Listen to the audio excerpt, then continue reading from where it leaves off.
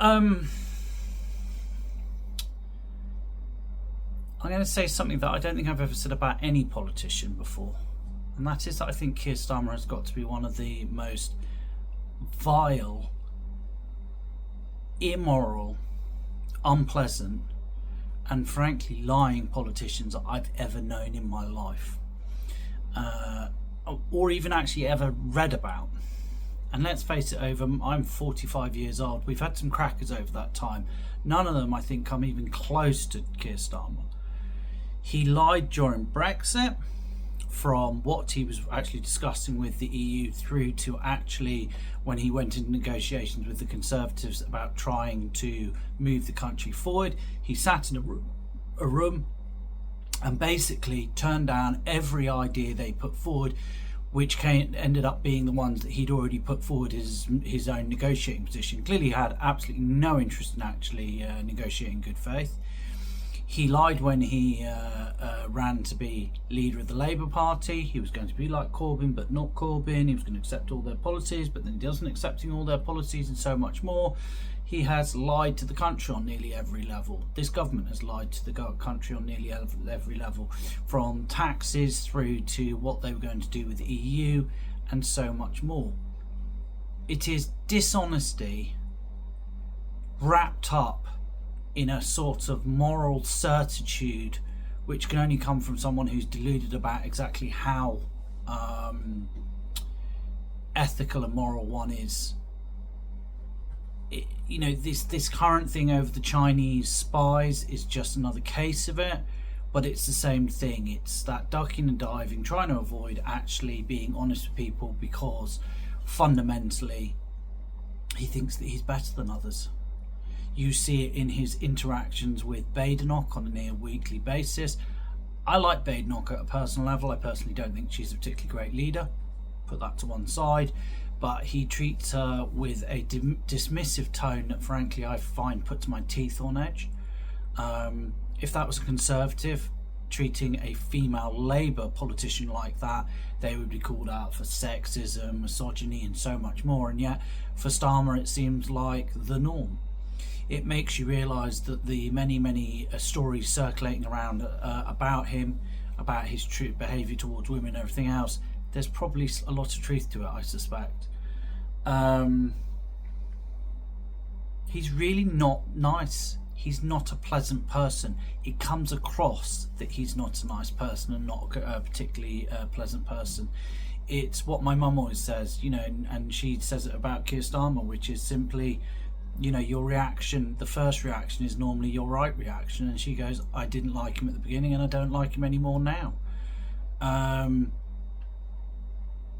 The misquoting today or over the last few days of Cleverly, again, another example of it. It's all treating the system and the public, to be honest, because that's who Parliament in the end answers to, with a level of contempt that frankly makes my flesh crawl. The Chagos Islands, again it's that the wrapping of your personal choices into kind of a moral package to kind of go, look, I'm morally superior to you because I'm making these choices, whereas you don't get to, you're not as good as I because. And yet, there are no such things as, moral absolutes there's very few of them, particularly in politics, because politics, like most things in life, is a trade-off. If you want to go give 40 billion or whatever the number is to Mauritius, then what's the cost to the poor people in this country, for example? And yet there's never an admission of that. Never. As I said, I'm 45, so I remember Thatcher just about. I remember the days of John Major, etc., etc. And I also remember, in each case, them leaving. And obviously, the older I got, the more you're aware of the implications of it. And actually, I find generally is when a politician leaves or steps down, it's easier in some way to actually separate out your personal ambivalence towards them because of their politics from the person. You know, I remember sitting there watching Cameron when he gave his final speech to the Parliament, and just thinking, and I really didn't like Cameron or the Cameron Osborne government, and yet I still had a grudging respect for him. He'd come in, done the job, and everything else. Even Truss, who I think in many ways was a disaster, though I think she had the right ideas in a lot of ways, you know, I have respect for. I don't think even Theresa May. Theresa May I thought was a liar in a lot of ways, but I actually think that she was, her heart was in the right place. It might not have been where I wanted it to be, but again, I didn't think that she was actively an unpleasant person.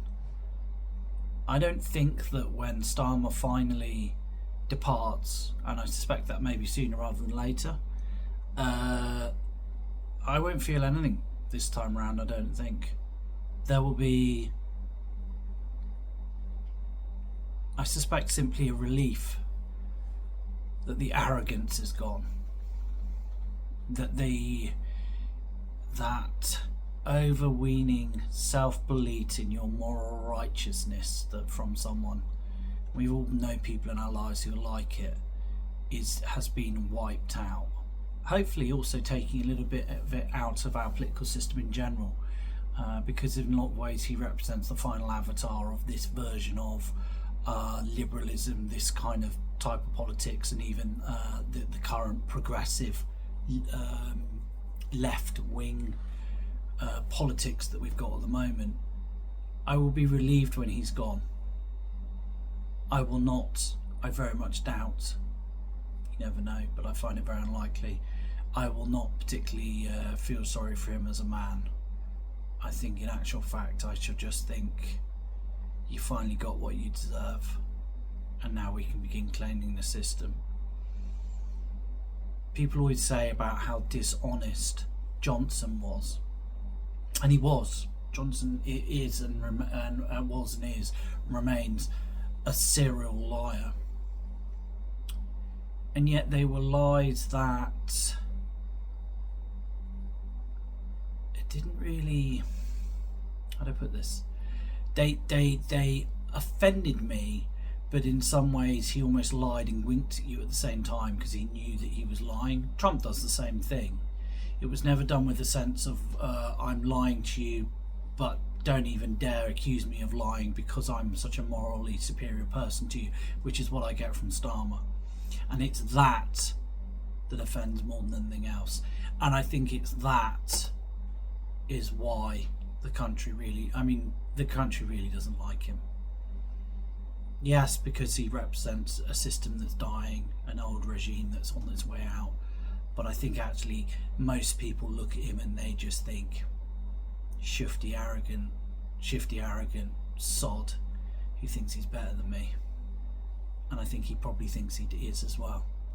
So no, I say this, I am partisan, but I suspect I speak for a huge portion of the population. There is something really, really dislikable about Sir Keir Starmer, I'm sorry, when you see him in every way in public. There is just something about him that just comes off as odd and unpleasant, unlikable, arrogant, and I don't know, just dislikable. So I whenever he's gone, that's where I am. Thanks.